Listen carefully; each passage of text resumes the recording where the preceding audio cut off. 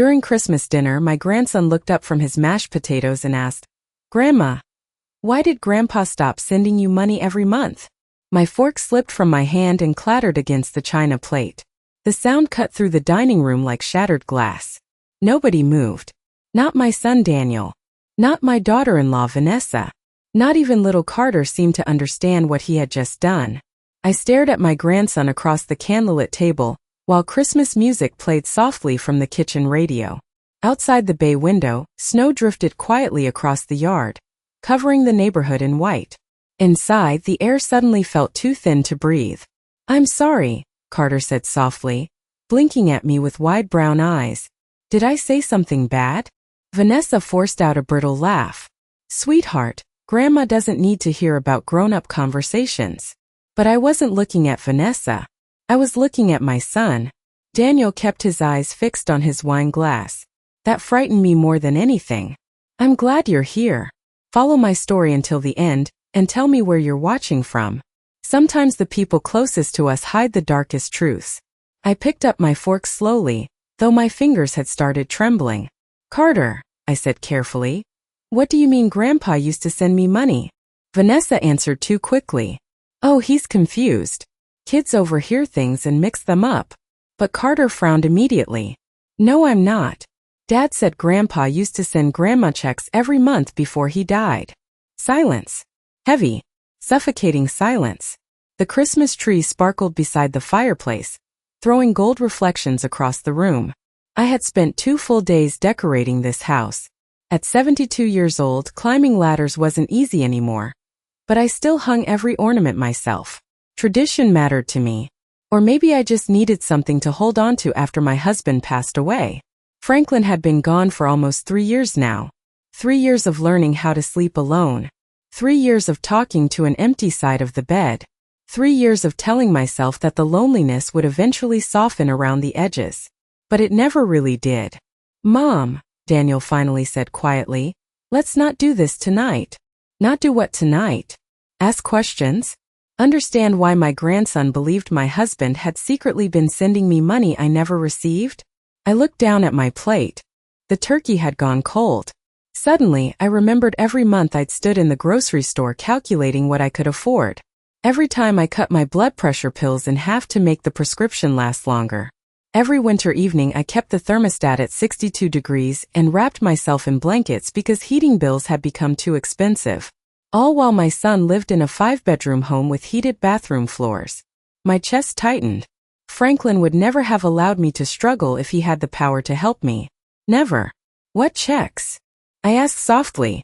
Vanessa reached for the wine bottle. "Alice, honestly," Carter misunderstood. "Vanessa," I interrupted.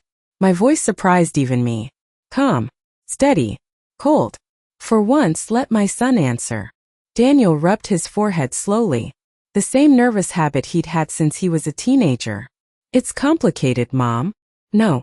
Complicated was tax paperwork. Complicated was assembling bicycles on Christmas Eve. This felt different. This felt ugly."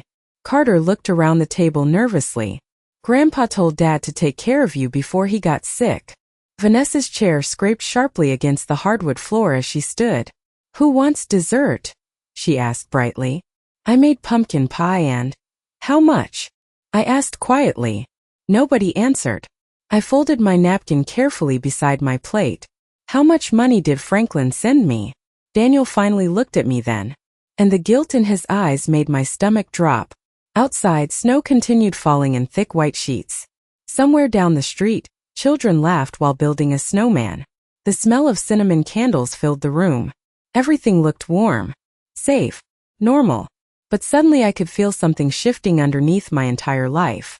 "I thought you knew," Daniel whispered. I stared at him. What exactly was I supposed to know?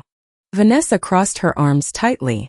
"Frank wanted Daniel to help manage things near the end, because your memory wasn't great after the surgery." My memory? I almost laughed. I remembered every detail of Franklin's final weeks. The hospital room. The dry skin on his hands. The way he squeezed my fingers before chemotherapy appointments. The promises we whispered to each other after the lights went out. And I remembered something else too. 2 weeks before he died, Franklin had looked at me from his recliner and said, "You'll always be taken care of, Alice, no matter what happens." At the time I thought he meant emotionally. Now I wasn't so sure. Daniel stood suddenly. "Mom, maybe we should talk privately after Christmas." After Christmas. As though this conversation could wait. As though my entire understanding of the last 3 years hadn't just cracked open at the dinner table. I looked at the family photos lining the fireplace mantel. Franklin holding baby Carter. Daniel at his college graduation. Vanessa smiling beside our lake cabin 10 summers ago before money and resentment changed everything. Or maybe before I finally noticed. My hands felt cold despite the fire burning nearby. "How long?" I asked. Daniel swallowed hard. And that was the moment I realized whatever answer came next was going to change my life forever. I didn't sleep after Christmas dinner. The house was too quiet. Every creak of the old furnace sounded louder than usual, and the wind tapping against my bedroom windows felt almost deliberate, as though the night itself was trying to warn me about something I had refused to see for years. I lay in bed staring at the ceiling fan turning slowly above me. Franklin's side of the mattress remained untouched, just as it had for nearly 3 years. Some mornings I still woke reaching for him before remembering there was nobody there. Grief is strange that way. It doesn't always scream. Sometimes it just sits beside you quietly in the dark. Around 2 in the morning I finally got up and walked downstairs. The Christmas tree still glowed softly in the corner of the living room. Wrapped presents sat beneath it, untouched now, almost meaningless after what had happened. I made myself a cup of tea and stood at the kitchen sink watching snow collect across the backyard fence. "You'll always be taken care of, Alice." Franklin's words replayed again in my mind, over and over. For 3 years I had believed life simply became difficult after losing a spouse. I told myself millions of widows struggled financially, that my savings running thin was normal, that living carefully was just part of getting older. But now something felt wrong. Deeply wrong. I thought about the past few winters. The old Honda breaking down while I sat crying in the mechanic's parking lot, because I couldn't afford the repairs. The time my electricity nearly got shut off during February. The afternoons I skipped lunch so my medication would last. Until the next Social Security check arrived. And through all of it, Daniel always seemed oddly unconcerned. Not cruel. Not openly. Just detached. Whenever I mentioned bills, Vanessa would smile tightly and say things like, "Well, retirement means downsizing, Alice." Or, "Everyone has to live within their means." At the time, I felt embarrassed discussing money at all. Franklin had always handled our finances while I handled everything else. The home. The holidays. The emotional labor that keeps a family stitched together for decades. I trusted too easily. That realization settled heavily into my chest. At 7 that morning my phone buzzed. "Daniel." I stared at his name for a long moment before answering. "Morning, Mom." His voice sounded tired. Mine did too. "How long?" I asked immediately. Silence. Then a long exhale. "Mom, no. Don't soften it for me." I gripped the mug tighter between my hands. "How long did Dad send money?" Another silence. Finally he answered quietly. "Since before he passed away." The room tilted slightly. Before he passed away. Not after. Not briefly. Before. I lowered myself slowly into a kitchen chair. "How much?" Daniel hesitated again. That hesitation told me the answer would hurt. "About $1,500 a month." My hand slipped against the mug. $1,500. Every month. For nearly 3 years. I did the math automatically in my head and immediately wished I hadn't. Enough money to save my house repairs.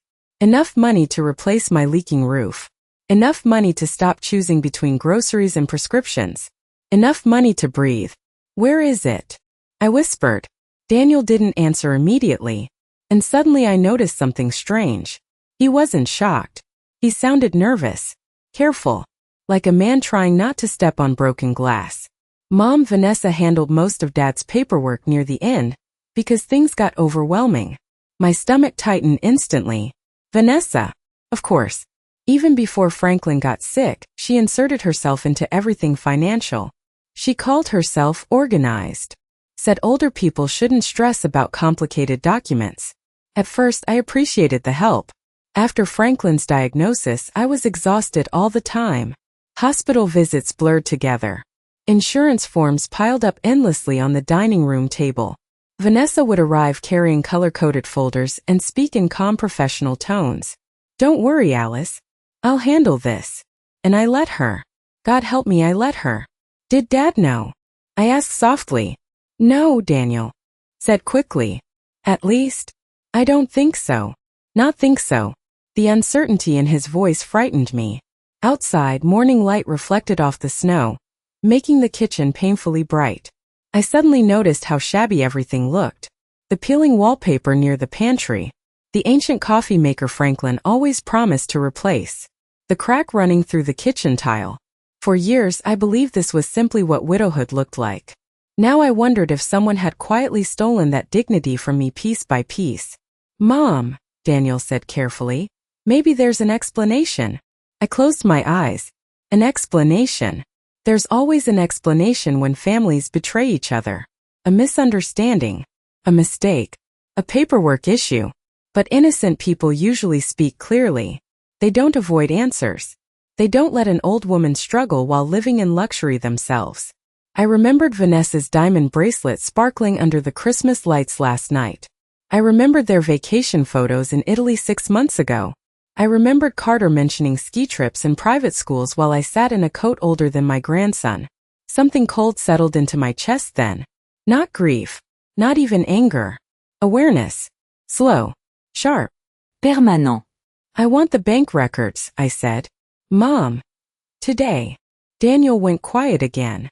Then finally, "Okay." After we hung up, I sat alone in my kitchen listening to the ticking clock above the stove. For the first time in years, I stopped feeling confused about my life and started feeling suspicious instead. Daniel arrived just after noon carrying a manila folder. I watched from my living room window as his black SUV pulled into the driveway, tires crunching over old snow. For a moment, he sat inside without moving, almost like he was considering leaving. Then he finally stepped out. He looked older today. Not physically. Emotionally. The confident businessman everyone admired was gone, replaced by a tired man avoiding his mother's eyes. I opened the front door before he could knock. "Come in." The house smelled faintly of cinnamon and pine needles from the Christmas decorations still hanging near the staircase. Usually, the holidays made this place feel warm. Today it felt like a courtroom. Daniel removed his coat slowly and followed me into the kitchen. He placed the folder carefully on the table between us. I printed everything I could find. Interesting wording. Not everything. Just what he could find. He sat down without speaking and opened the folder. Bank statements. Transfer confirmations. Copies of checks. First, my eyes struggled to focus. The numbers blurred together beneath the harsh kitchen light. Then I saw it. Monthly transfers. $1,500. Every single month. Beginning 2 months before Franklin died. Continuing afterward without interruption. My chest tightened. Franklin had kept his promise. He really had tried to take care of me. "Why was it sent to your account?" I asked quietly. Daniel rubbed his jaw nervously. "Dad thought it would be easier if I managed things." "That's not what I asked." He looked away. For the first time since he arrived, anger flickered briefly across his face. Not toward me. Toward himself. "Vanessa said you were overwhelmed after Dad passed," he muttered. "She thought too much money at once might confuse you." Confuse me? I stared at my own son in disbelief. I had raised this man. Worked double shifts at a diner when Franklin's construction business nearly collapsed in the 80s. Packed school lunches at 5 in the morning. Sat through every football game in freezing weather. And somehow, somewhere along the way, he had become a man capable of letting his elderly mother struggle because his wife claimed she was confused. How much did she keep? I asked. Daniel's silence answered before his mouth did. Not some. Most. Maybe all. A horrible realization slowly crawled through me. This wasn't one missed payment. This wasn't an accounting error. This had become part of their life. Part of their spending. Part of the reason they lived so comfortably while I clipped grocery coupons at midnight. I turned another page. There were notes attached to several transfers. For Mom's expenses, house support, medical assistance. My vision blurred suddenly. Franklin had thought of everything. Even dying, he had still tried protecting me. And someone took advantage of that trust. Daniel leaned forward quietly. Mom, I didn't realize. Yes, you did. My voice remained calm, but it cut through the room sharply. You knew I was struggling. He opened his mouth, closed it again, because there was nothing he could say. He knew about my leaking roof. He knew my car barely ran. Last winter, he watched me wear gloves indoors because heating costs had gotten too high. And still, every month, those payments continued disappearing somewhere else. The shame on his face deepened. But strangely, I no longer felt emotional watching him. That frightened me. A mother should feel something seeing her child in pain. Instead, all I felt was clarity. How involved was Vanessa? I asked. Daniel stood and walked toward the sink, restless now. She handled the accounts after Dad got sick. That's not what I asked either. He braced both hands against the counter. She said it was temporary at first. There it was. The first real truth. Temporary, meaning it began intentionally, then continued because nobody stopped it. I folded my hands carefully together. How long have you known? Daniel stared out the window at the snow-covered backyard. A while. I almost laughed. A while. Such small words for such enormous betrayal. When were you planning to tell me? I don't know. That answer hurt more than anything else. Not because he lied. Because he never intended to fix it. If Carter hadn't spoken during Christmas dinner, would I have ever known? Would I still be rationing medication next winter while they remodeled another bathroom? The thought made my stomach turn. Daniel finally faced me again. You have to understand how difficult things got after Dad died. No, I said softly. You have to understand what you allowed. The kitchen fell silent again except for the hum of the refrigerator. Then something else caught my attention. A smaller envelope tucked into the back of the folder. I pulled it out slowly. Daniel's expression changed instantly. Alarm. Real alarm. What's this? Mom, don't. But I had already opened it. Inside was a copy of a legal document bearing Franklin's signature. At the top, in bold letters, were the words, Trust Amendment. My heartbeat slowed. Not sped up. Slowed. The way it does right before terrible understanding arrives. Below Franklin's signature sat another name. Vanessa Harper Reynolds. Authorized Financial Administrator. My fingers tightened around the paper. And suddenly I understood something that made the room feel ice cold. This hadn't started after Franklin died. It started before he was even gone. I couldn't stop staring at Franklin's signature. Even after Daniel left that afternoon, I remained seated at the kitchen table with the trust document spread open in front of me. Outside, the snow had finally stopped falling. Pale winter sunlight stretched across the backyard, turning everything silver and cold. Somewhere nearby, a dog barked once before silence settled over the neighborhood again. My house had never felt emptier. I traced Franklin's handwriting carefully with my fingertips. The signature looked shaky, weak. He'd already been sick when he signed this. That realization sat heavily in my chest. For 43 years, my husband handled every major financial decision carefully. Franklin read contracts twice, sometimes 3 times. He distrusted shortcuts and hated relying on other people. But cancer changes people. By the final months, he was exhausted constantly. The treatments drained him so badly, he sometimes fell asleep halfway through conversations. And Vanessa had been there through all of it. Helpful. Organized. Always carrying folders. Always volunteering to simplify things. I closed my eyes and suddenly remembered a moment I hadn't thought about in years. It was late October. About 6 weeks before Franklin passed. Rain hammered softly against the hospital windows while I sat beside his bed peeling an orange for him. He looked so thin by then. Smaller somehow. Vanessa walked into the room wearing one of her expensive cream-colored coats, holding a leather binder against her chest. I just need Frank to sign a few insurance forms, she said cheerfully. I remember feeling grateful. Relieved. At the time, every document felt overwhelming. Medical bills arrived daily. Insurance representatives called non-stop. I barely understood half the paperwork spread across our dining room table. Vanessa acted confident, professional, like someone rescuing us. Franklin barely looked at the pages before signing. He trusted family. So did I. A bitter laugh escaped my throat. How dangerous trust becomes when placed in the wrong hands. I stood slowly and walked toward the living room mantel. Franklin's photograph still sat beside the fireplace exactly where I'd left it after the funeral. In the picture, he was smiling on our anniversary trip to Maine 15 years ago. Wind pushed through his silver hair while he wrapped one arm around my shoulders. Back then life felt solid. Safe. I touched the edge of the frame gently. "Did you know?" I whispered. Of course he didn't answer. But another memory surfaced almost immediately. 3 months after Franklin died, I had called Daniel crying because my water heater broke in the middle of January. I remember standing in this exact kitchen wearing 2 sweaters while icy water dripped across the basement floor. Daniel sounded distracted during the call. Before he could respond, Vanessa took the phone. "Oh no, Alice," she said sympathetically. "That sounds stressful." Stressful. Not urgent. Not dangerous for a 72-year-old widow during winter.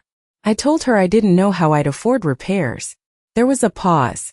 Then she said something that haunted me now. "Well, Frank left things tighter than people realized." At the time I believed her. Now I understood something horrifying. She already knew money existed. Money meant for me. I sat back down at the kitchen table as another realization slowly settled into place. There had been signs. So many signs. The missing mail. Bank statements that suddenly stopped arriving after Franklin's illness. Vanessa insisting online banking was easier for seniors.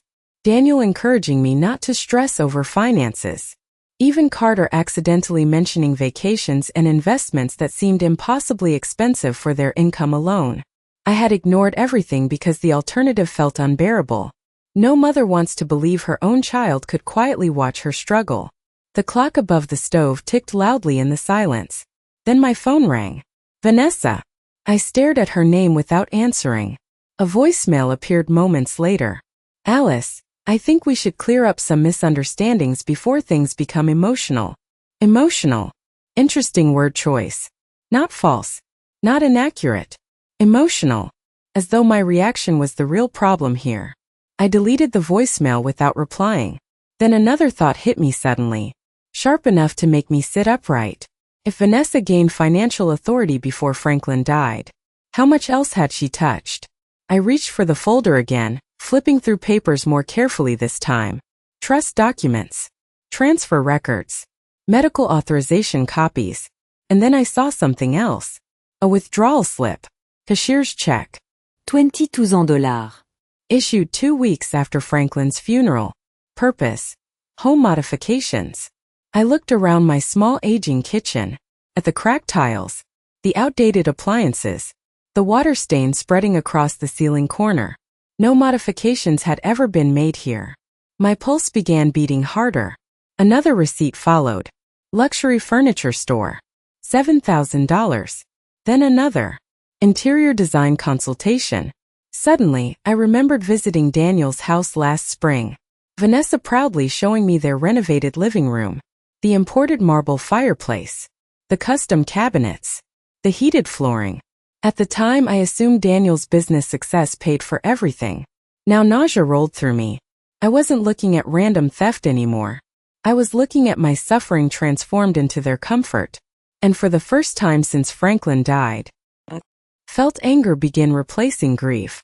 The next morning I drove to the bank Franklin and I had used for nearly 40 years.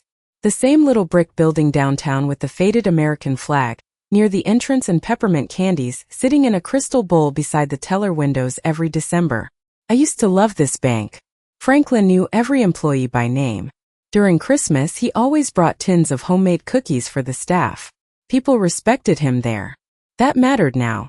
Snow crunched beneath my shoes as I walked inside clutching the folder against my chest. My heart pounded harder with every step, though my face remained calm. I had spent too many years learning how to stay composed through pain. A young teller smiled politely. "Good morning, ma'am. I need to speak with someone about a trust account." Her expression changed immediately at the seriousness in my voice. A few minutes later, I found myself sitting across from a branch manager named Denise Harper. Mid-50s. Kind eyes. Sensible gray blazer. The kind of woman who noticed details. She glanced over Franklin's documents carefully while I explained very little. I didn't need to. The papers spoke loudly enough on their own. Denise adjusted her glasses slowly. Mrs. Reynolds, this account was active until very recently. Very recently. Cold spread through my stomach. How recently? She clicked through something on her computer. Last withdrawal was 3 weeks ago. 3 weeks. 3 weeks ago, I had been wrapping Christmas presents for my grandchildren, while someone continued taking money meant for me. My fingers tightened around my purse strap beneath the desk. Who withdrew it? Denise hesitated. I'll need verification before discussing authorized users. I slid my driver's license across the desk with perfectly steady hands. Inside I was unraveling. She typed quietly for nearly a minute, then stopped. Her eyes lifted toward mine slowly. And in that moment before she even spoke I already knew. Your daughter-in-law was listed as acting financial administrator. Not Daniel. Vanessa. The room suddenly felt smaller. Too warm. Denise continued carefully, choosing each word with professional caution. There are also multiple electronic transfers connected to secondary personal accounts. Can you print them? Another hesitation. Then a small nod. The printer beside her desk began humming softly. Page after page emerged. Transaction histories. Transfers. Withdrawals. Large amounts. Some monthly. Some sudden. And every trail eventually led back to the same place. Vanessa. I stared at the numbers in silence while memories replayed viciously in my head. Vanessa arriving at Christmas wearing diamond earrings. Vanessa laughing about spa weekends with friends. Vanessa casually mentioning they were considering buying a vacation property in Colorado. All while I sat quietly wondering whether I could afford dental work. A strange numbness settled over me. Not shock anymore. Shock passes. This felt colder. Cleaner. Like finally seeing rot underneath beautiful wallpaper. Denise lowered her voice slightly. Mrs. Reynolds. I don't normally say this, but some of these transactions are concerning. Concerning. Such a polite word for betrayal. I swallowed carefully. Did my husband know about any of this? I can't answer that definitively. Denise paused. But based on the timeline, many changes occurred while he was undergoing treatment. My chest tightened painfully. Franklin had trusted the wrong person while dying. That realization hurt more than the missing money. Denise handed me the final page quietly. There's one more thing. I looked down. Another account number. Separate from the trust. Opened jointly under Daniel and Vanessa's names less than 2 months after Franklin's funeral. Initial deposit. $48,000. I stared at the figure without blinking. $48,000. Enough to change my entire life. Enough to keep me safe. Enough to let me grieve without fear. Instead, I spent 3 winters surviving like a burden nobody wanted to discuss.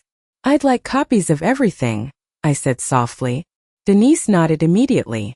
As she gathered the paperwork, she glanced at me again with visible sympathy.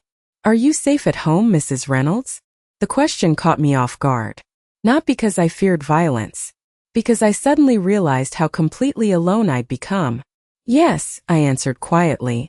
At least I thought I was. When I finally walked back outside, snow had started falling again. Downtown looked peaceful beneath the gray December sky. Couples carried shopping bags past decorated storefronts while Christmas music drifted faintly from nearby speakers. Normal life continued around me. Meanwhile, mine had split open completely. I sat inside my car gripping the stack of documents for several minutes before starting the engine. Then my phone buzzed. Vanessa. Again. This time a text message appeared. I really think you're misunderstanding the situation. Frank wanted us to manage things responsibly. Responsibly. I looked at the papers spread across my passenger seat. Luxury purchases. Vacation transfers. Furniture invoices. And suddenly another memory surfaced. 6 months before Franklin died, Vanessa had insisted on driving him alone to one of his treatment appointments because I looked exhausted. When they returned home that evening, Franklin seemed strangely withdrawn. Quiet. At the time I blamed chemotherapy. Now I wondered what conversations happened in that car. What fears she planted. What documents she placed in front of a dying man. My hands trembled slightly around the steering wheel. Not from weakness. From fury. Then another message appeared. Please don't involve outsiders before we talk as a family. I stared at the screen for a long moment. Outsiders. Interesting choice again. Because people only fear outsiders when they're hiding something ugly. And for the first time since this nightmare began, I realized Vanessa was afraid. I didn't answer Vanessa's messages. Not that day. Not the next one either. Instead, I spent 48 hours sitting quietly inside my house with the documents spread across my dining room table like pieces of a terrible puzzle finally fitting together. Outside, Christmas lights still blinked across the neighborhood. Inside, I was learning how thoroughly I had been deceived. The deeper I looked, the worse it became. Every transfer connected to another expense. Luxury hotel charges. Designer stores. Private school deposits for Carter. Even part of their kitchen renovation.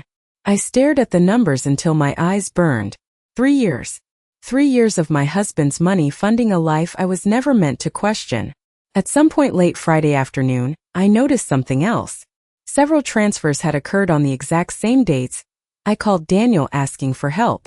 I pulled out my old checkbook register from the kitchen drawer and compared the timelines carefully. January 14th. I called crying because my furnace stopped working during a snowstorm. That same day, $3,200 transferred into Vanessa's personal account. April 3rd. I postponed cataract surgery because insurance wouldn't cover enough. That same week, payment made to a luxury spa resort in Arizona. My stomach twisted violently. This wasn't careless spending anymore. This was knowing. Conscious. Every dollar they spent came with awareness that I was struggling. I leaned back slowly in my chair, exhausted. The dining room around me looked tired in the afternoon light. The wallpaper Franklin once promised to replace had started peeling near the ceiling. One dining chair wobbled because I never had money to repair it properly. For years, I blamed old age for the shrinking of my world. Now I understood. Someone had been quietly shrinking it for me. My phone rang suddenly. Daniel. I let it ring twice before answering. Mom. His voice sounded strained. Vanessa's upset you went to the bank. I almost smiled at that. Not ashamed. Not apologetic. Upset. She should be. A heavy silence followed. Then Daniel lowered his voice. She says this is becoming bigger than it needs to be. I looked down at the stack of financial records covering my table. Nearly $50,000 gone. Years of lies. A dying man manipulated. And she believed the problem was becoming too big. No, I said quietly. I think this stayed hidden because everyone hoped I'd remain small. Daniel exhaled sharply. You don't understand how things happened after Dad got sick. There's that sentence again. What sentence? As if illness excuses theft. He didn't answer immediately. Because he couldn't. I stood and walked slowly toward the living room window. Across the street, a young couple unloaded groceries while their little girl danced through the snow wearing pink boots. Normal life. Honest life. I miss believing my family lived that way too. Did you ever plan to tell me? I asked softly. Daniel's voice dropped almost to a whisper. At first, Vanessa said we'd pay it back. Pay it back. My eyes closed. There it was. The truth stripped bare. Not confusion. Not misunderstanding. They knew exactly what they were doing from the beginning. How much did you know? Another silence. Longer this time. Enough. Enough. The word settled inside me like ice. A mother spends her entire life believing her child possesses goodness somewhere deep inside them. Even after mistakes. Even after disappointments. But hearing Daniel admit he knew. Something cracked permanently. Not loudly. Quietly. Like old wood splitting beneath pressure after too many winters. She handled most of it, he said quickly. I swear, Mom, things just spiraled. Spiraled. Interesting how people describe betrayal like bad weather. As though it simply appeared one day on its own. I looked at Franklin's photograph above the fireplace. He used to say character reveals itself slowly. Not during easy seasons. During moments when nobody's watching. Now I finally understood what he meant.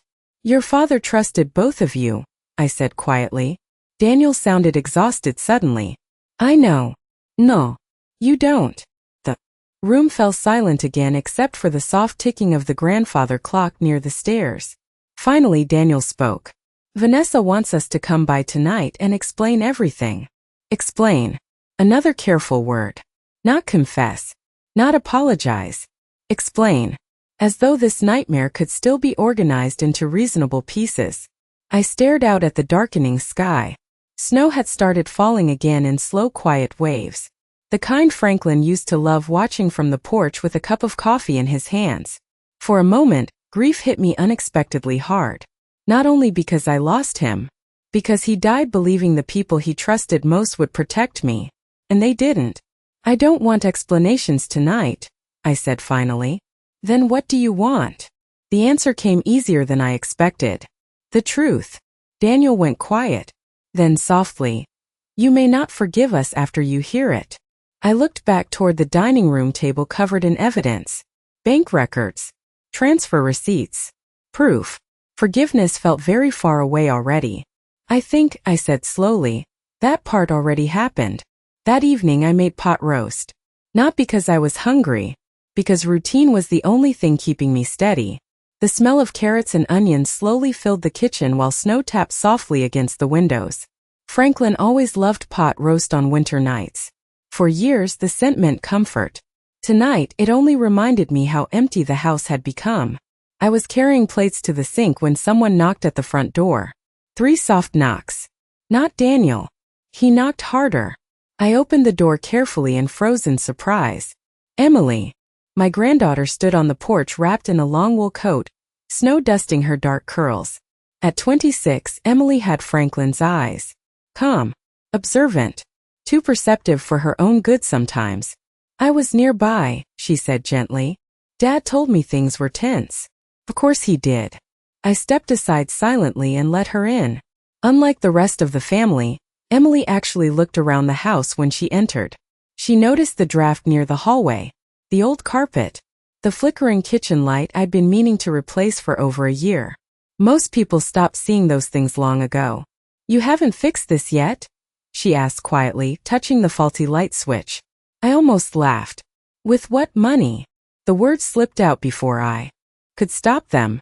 Emily turned toward me slowly, and in that moment, I realized something uncomfortable. She knew. Maybe not everything, but enough. We sat together at the kitchen table while steam curled from untouched mugs of coffee between us. For several minutes, neither of us spoke. Then Emily finally said softly, Grandpa would be devastated. My throat tightened instantly. Not because she was wrong, because hearing someone else acknowledge the betrayal made it real in a different way. I stared down at my hands. They let me struggle. Emily's jaw tightened slightly. I know. I looked up sharply. How much do you know? She hesitated, then slowly reached into her purse and pulled out an envelope. I found this last summer, she admitted quietly. Inside were copies of emails. Printed emails. My heartbeat quickened immediately. Emily slid them carefully across the table. They were left open on Dad's printer when I visited. I adjusted my glasses and began reading. The first message came from Vanessa. We can't keep sending the full amount to Alice or she'll start asking questions. My stomach dropped. Another message. Daniel's reply this time. Just make sure her bills are covered enough that she doesn't panic. I stopped breathing for a second. Enough that she doesn't panic. Not enough to live comfortably. Not enough to feel secure. Just enough to survive quietly. Emily watched me carefully from across the table. I'm sorry, she whispered. But strangely, I no longer felt shocked. Only cold. Very cold. How long have you known about these? I asked. A few months. Why didn't you tell me? Her eyes filled slightly.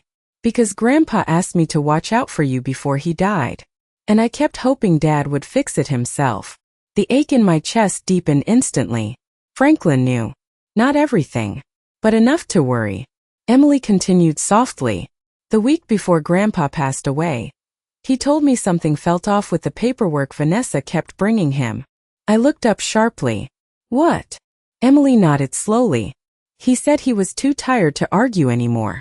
But he wanted me to keep an eye on things. The room suddenly felt smaller. So Franklin had doubts near the end. And nobody listened. Guilt washed through me unexpectedly hard. How many times had he tried warning me while I dismissed his concerns as medication confusion?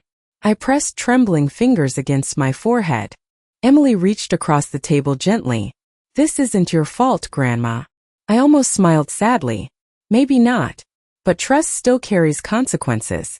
Outside, darkness settled fully across the neighborhood. Christmas lights glowed softly through the window while passing cars moved slowly over icy streets. For a moment, neither of us spoke.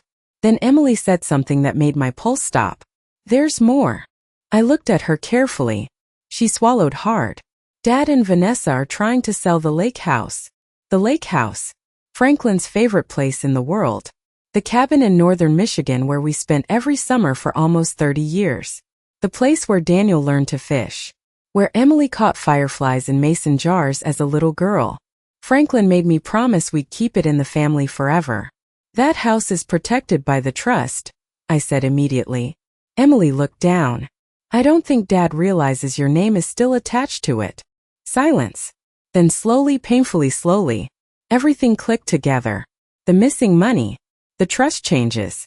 The sudden panic after Christmas dinner. They weren't afraid of embarrassment. They were afraid I'd discover I still had power. Real power. And for the first time since Franklin died, I saw a path forward. The next morning I took down the Christmas wreath. Not because the season was over. Because suddenly the cheerful red ribbon hanging on my front door felt dishonest. I stood on the porch in the freezing morning air holding the wreath against my chest while snow covered the quiet street around me. Across the neighborhood, families were still celebrating. Wrapping paper sat piled near trash cans. Children rode new bicycles through slush-covered sidewalks. Normal families. At least they looked normal from the outside. I carried the wreath into the garage and set it beside old storage boxes Franklin had labeled years ago in thick black marker. Summer decorations. Camping gear. Lake house. My eyes lingered on those two words. Lake house. The cabin suddenly meant more now than memories. It meant leverage. Power. Protection. I went back inside and poured myself coffee before sitting at the dining room table again. The documents remained spread out exactly where I'd left them overnight. But something inside me had changed. 3 days ago, these papers made me feel devastated. Now they made me focused. I picked up a yellow legal pad and began writing notes carefully. Account. Numbers. Dates. Transfers. Questions. For the first time since Franklin died, I stopped reacting emotionally and started thinking clearly. That frightened me a little. Because calm can become dangerous after betrayal. Around 10 o'clock my phone buzzed again. "Vanessa." This time I answered. "Alice," she said immediately, her voice overly gentle. "Thank goodness. We've all been worried." Worried. Interesting choice considering nobody seemed worried while I struggled to afford groceries. "I'm fine." A brief silence followed. Then her tone shifted slightly. "We really need to resolve this privately before misunderstandings damage the family." There it was again. Not theft. Not lies. Misunderstandings. I leaned back slowly in my chair. "You used money Franklin left for me." "Alice, it wasn't like that." "Then explain it." Another pause. I could practically hear her reorganizing her words. "After Frank got sick, Daniel became overwhelmed. We were trying to stabilize everything financially." I looked down at the transfer records beside me. Luxury furniture. Spa resorts. Designer stores. Very interesting definition of stability. "You renovated your kitchen with my husband's money." Her breathing changed slightly. Small. Sharp. Caught. "That's unfair." "No," I said quietly. "Unfair was watching me ration medication while you bought heated bathroom floors." Silence exploded between us. For the first time since this started, Vanessa no longer sounded polished. She sounded nervous. "Alice, you're making this emotional." I almost smiled. That word again. Emotional. Women like Vanessa always weaponized calmness. If you cried, you were unstable. If you got angry, you were irrational. So I kept my voice perfectly steady. "Did Franklin know?" She hesitated too long. And that hesitation told me everything. "No, i whisperat." "Alice." He trusted you. Her voice hardened slightly now. We took care of him when things became difficult. The sentence hit me harder than she probably intended. Not because it was true. Because it revealed how she saw herself. Helpful. Entitled. Deserving compensation for basic decency. I stared toward Franklin's photograph above the fireplace. You took advantage of a dying man. Vanessa inhaled sharply. That's not fair. Neither is stealing from a widow. Another long silence followed. Then finally, quietly, what do you want? I looked down at my notes, at the trust documents, at the lake house paperwork Emily warned me about, and suddenly I realized something important. Vanessa believed this was still about money. It wasn't. It was about control. For years they controlled what I knew, what I had, how small my life became. That ended now. I want copies of every financial record connected to Franklin's trust. That's unnecessary. It's happening. You could destroy this family over paperwork. I laughed softly then. Actually laughed. Not loudly. Just enough for bitterness to slip through. This family was already destroyed, I said. I just hadn't noticed yet. Then I hung up. My heart pounded afterward, but not from fear. From clarity. I stood slowly and walked upstairs to my bedroom. Inside the closet sat the small fireproof lockbox Franklin always kept hidden beneath old blankets. For 3 years I hadn't touched it. I knelt carefully and pulled it forward. Inside were old passports, insurance papers, birth certificates, and one sealed envelope with my name written across the front in Franklin's handwriting. Alice, open if anything ever feels wrong. My hands began trembling immediately. Slowly I opened it. Inside was a handwritten letter. And at the very bottom beneath Franklin's signature was one sentence that made my blood run cold. If Vanessa ever pressures you about the lake house, call Richard Bennett immediately. Don't trust anyone else. I called Richard Bennett the following morning. The name sounded familiar immediately after reading Franklin's letter, though it took me a moment to remember why. Richard wasn't just an attorney. He had been Franklin's closest friend since college. Best man at our wedding. Godfather to Daniel. The kind of man Franklin trusted without hesitation. Which meant one thing very clearly. If my husband specifically told me to call Richard and trust nobody else, then Franklin must have feared something before he died. My hands felt cold as I dialed the number written neatly at the bottom of the letter. Richard answered on the third ring. Richard Bennett speaking. For a moment, emotion caught painfully in my throat. I hadn't heard his voice since Franklin's funeral. Richard, it's Alice Reynolds. Silence. Then immediate warmth. Alice. His tone softened instantly. My God. How are you? How was I? That question suddenly felt impossible to answer honestly. I think, I said quietly, I may have discovered something Franklin tried to warn me about. Everything changed after that sentence. Richard didn't interrupt once while I explained. Not during the missing money. Not during the trust documents. Not even when I described the transfers connected to Vanessa. He simply listened. And the quieter he became, the more frightened I felt. Finally, after several long seconds, he exhaled heavily. I was afraid of this. My chest tightened. You knew. Not exactly, he said carefully. But Frank called me 2 weeks before he passed away asking unusual questions about trust protections. I closed my eyes. Franklin knew something was wrong near the end. Maybe not the full truth, but enough to worry. Richard continued quietly. He specifically asked how difficult it would be for someone with temporary financial authority to abuse trust assets. The room spun slightly around me. I sat down slowly at the kitchen table. He suspected Vanessa? I don't know if he suspected anyone specifically, Richard admitted. But he sounded uneasy. Uneasy.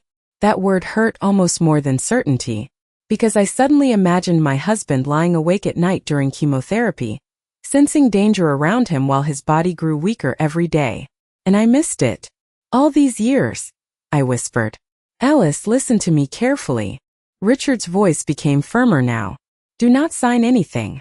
Do not agree to any property discussions, especially regarding the lake house. There it was again. The lake house.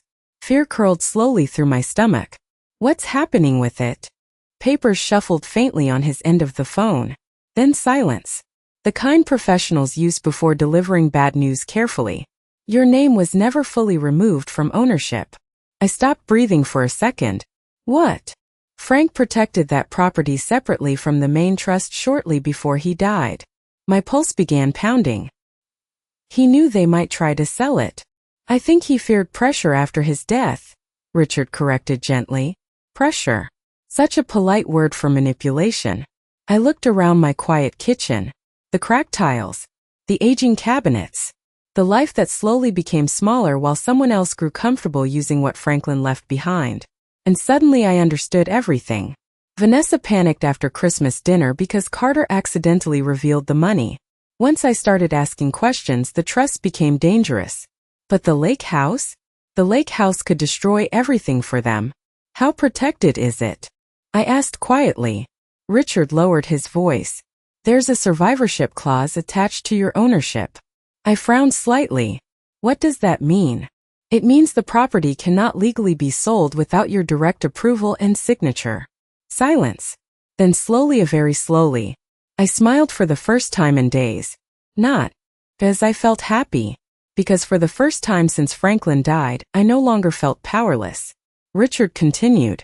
And Alice, there's something else. Of course there was. There's a secondary letter Frank left with me. My grip tightened around the phone. A letter.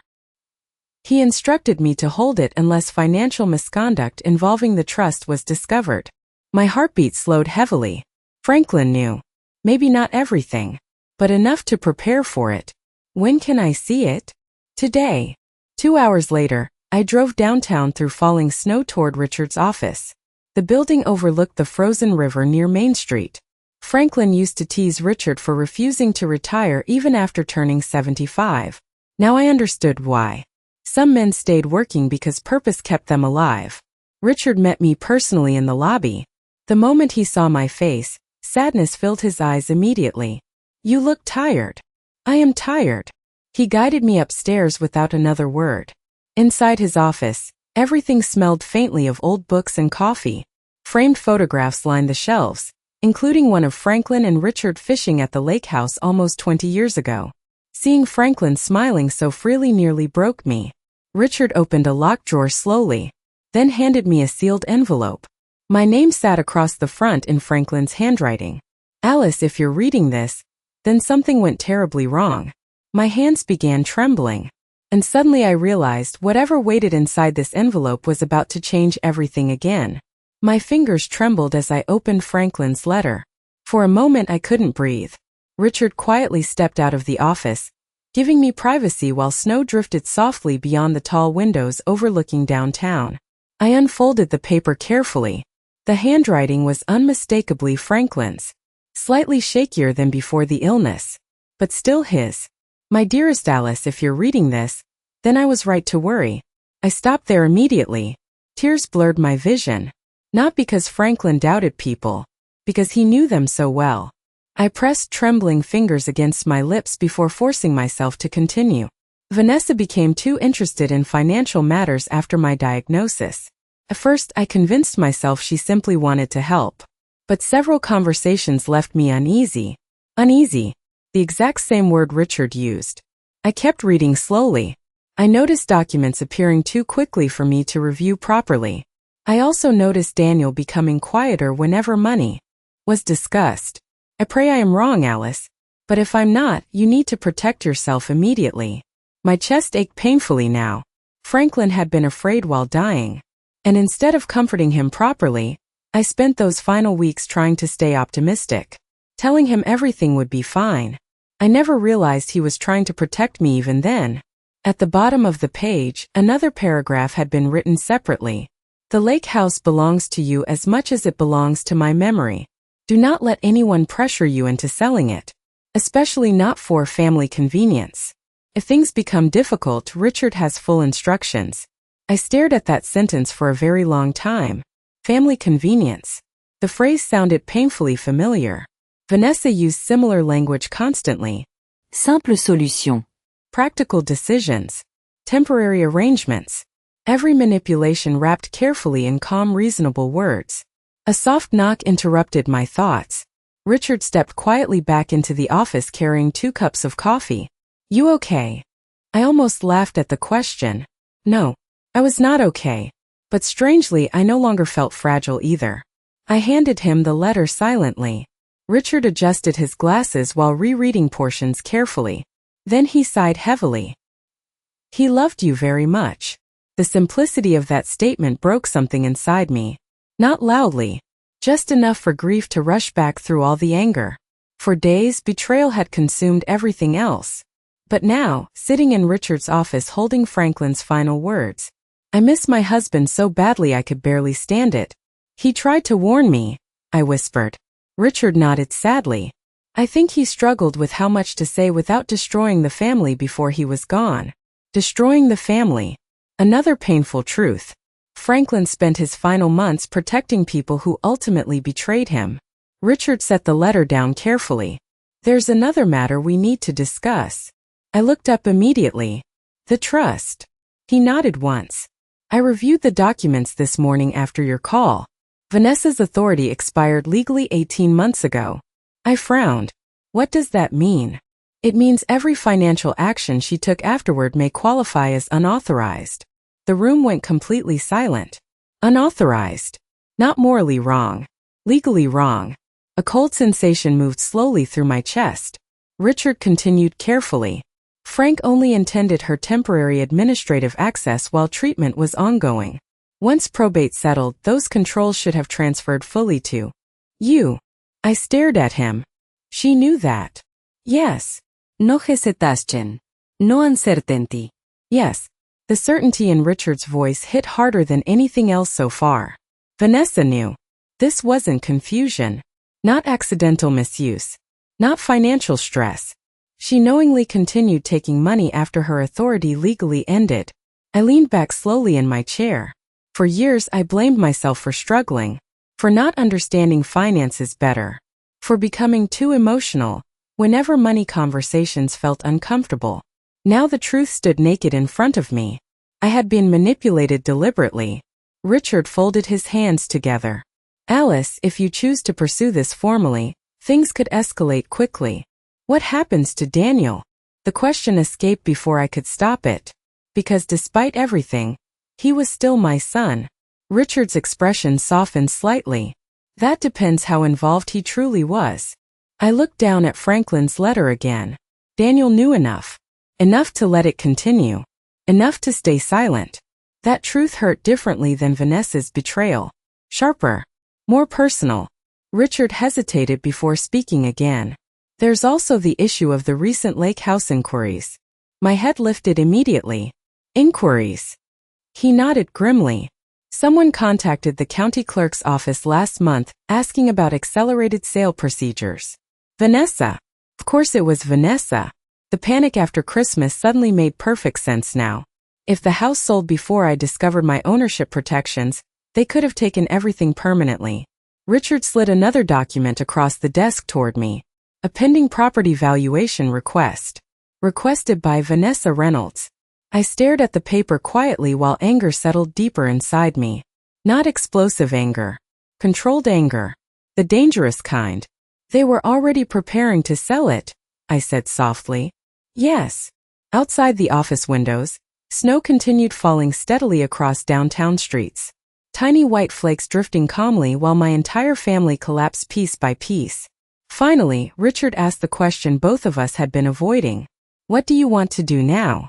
I thought about Daniel. About Carter innocently asking one question at Christmas dinner. About Emily risking her relationship with her father to tell me the truth. And most of all, I thought about Franklin dying worried that I wouldn't be safe after he was gone. Slowly, I folded his letter and placed it back into the envelope. Then I looked Richard directly in the eyes. I think, I said quietly, it's time they finally understood I'm not helpless.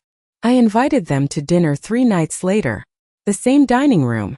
The same polished mahogany table. The same crystal candle holders Franklin and I bought during our 25th anniversary trip to Charleston. Funny how betrayal often circles back to ordinary places. Vanessa arrived first. Of course she did. She swept into the house wearing a cream-colored coat and careful makeup, carrying a pecan pie from an expensive bakery as though this were a normal family dinner. As though she hadn't spent 3 years quietly stealing from me. "Alice," she said warmly, leaning in for a hug. I stepped aside before she could touch me. The smallest movement. But I saw it register instantly in her eyes. Fear. Good. Daniel followed behind her carrying a bottle of wine neither of us intended to drink. He looked exhausted. Pale shadows sat beneath his eyes now, and he avoided looking directly at me while removing his coat. Carter stayed unusually quiet. Emily arrived last. The moment Vanessa noticed her, tension flickered visibly across her face. Interesting. Very interesting. We sat down together beneath the soft yellow dining room lights while snow drifted outside the windows. Christmas decorations still glowed quietly throughout the house, but the warmth they once carried was gone. Nobody touched the food. I folded my napkin carefully into my lap. Then I began. "Before we eat," I said calmly, "there are a few things we need to discuss." Vanessa immediately forced a small smile. "Alice, maybe this isn't the healthiest setting for emotional conversations." There it was again.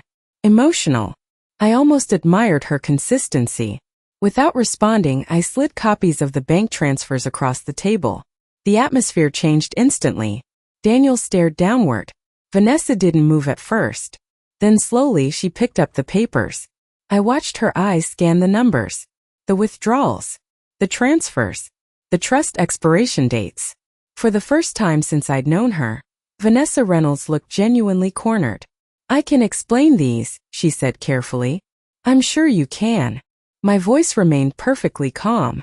That seemed to unsettle her more than shouting would have. Daniel rubbed both hands over his face heavily. Mom, no, y interrupta sufli. "Tonight you listen." Silence filled the dining room. Even Carter understood something serious was happening now. I reached for another document. The lake house valuation request. Vanessa's expression changed immediately the moment she saw it. Sharp panic. Gone almost instantly. But I saw it. Emily saw it too. "You were trying to sell the lake house," I said. Vanessa straightened slightly. "We were exploring options." No, y correcta quietly. "You were preparing to sell property that legally requires my signature." Daniel's head snapped upward toward Vanessa. "You told me ownership transferred after Dad died." Vanessa turned toward him immediately. "Because that's what I believed." A lie. A weak one. And everyone at the table knew it. I looked directly at my son. Richard Bennett reviewed everything. The moment I said Richard's name, all color drained from Vanessa's face. That reaction told me more than words ever could. Daniel noticed it too.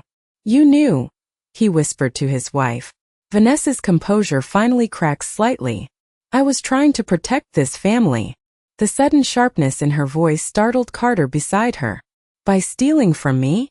That's not fair." I leaned forward slowly. "What part wasn't fair, Vanessa?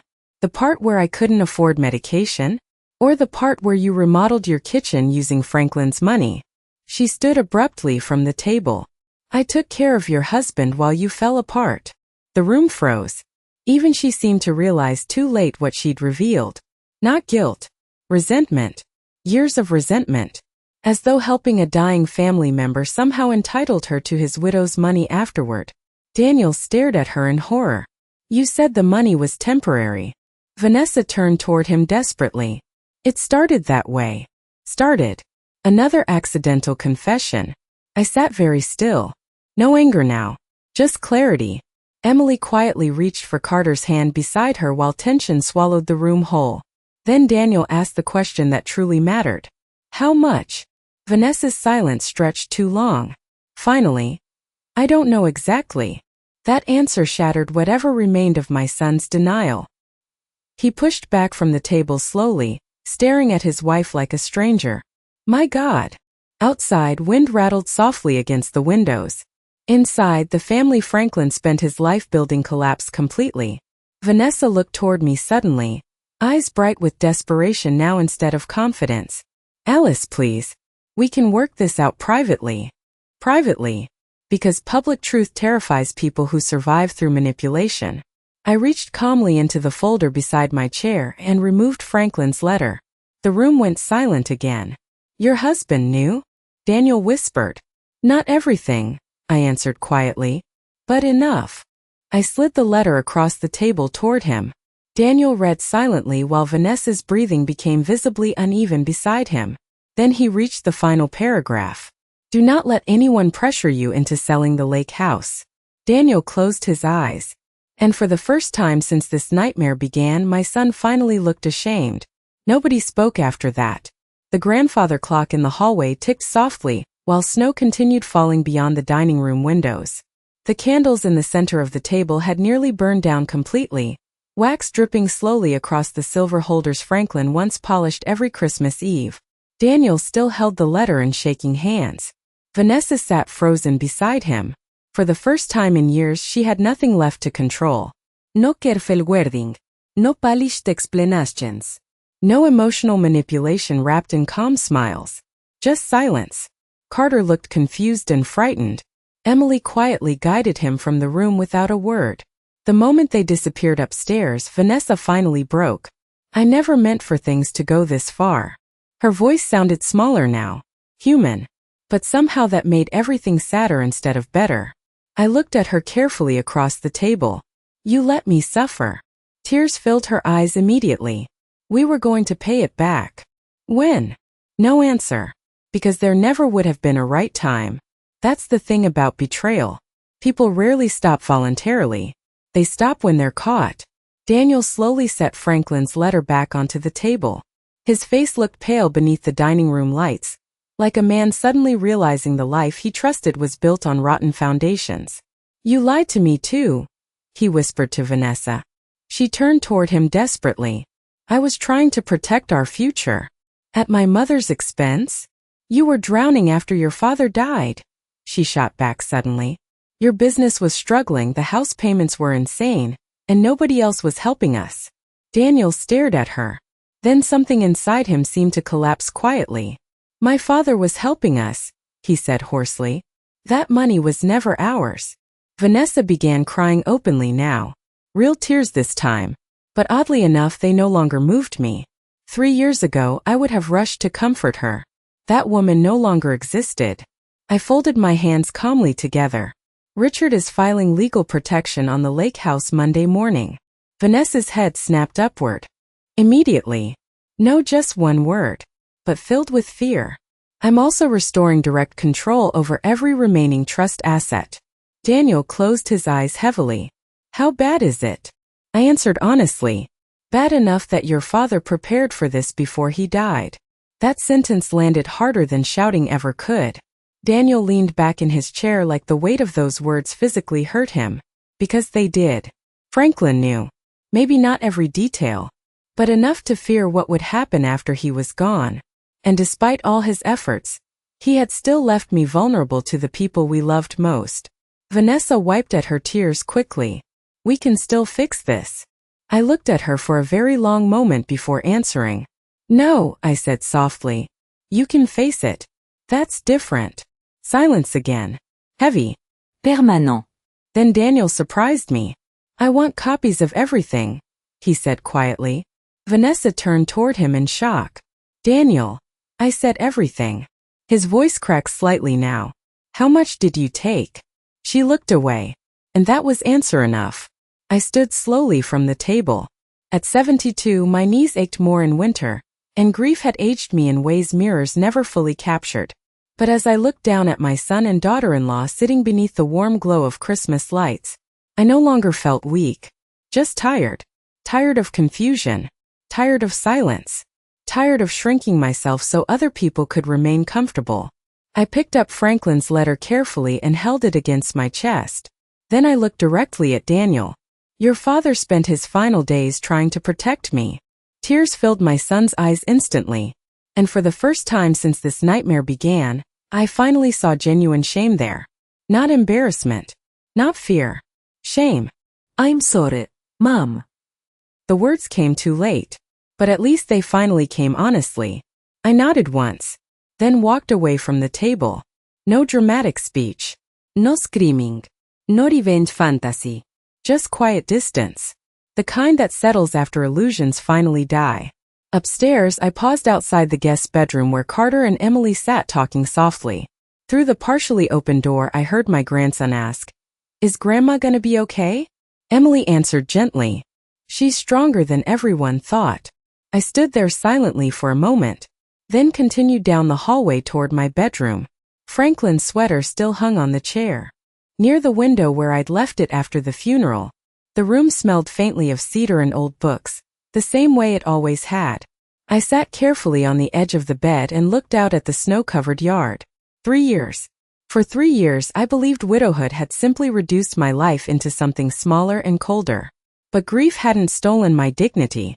People had. And now I was taking it back. Downstairs, voices continued quietly. Difficult conversations. Truth finally surfacing. Consequences beginning. But for the first time in years, none of that felt heavier than my own peace. I reached over and turned off the bedside lamp. Outside, snow continued falling softly across the neighborhood. And somehow, Christmas no longer felt lonely anymore.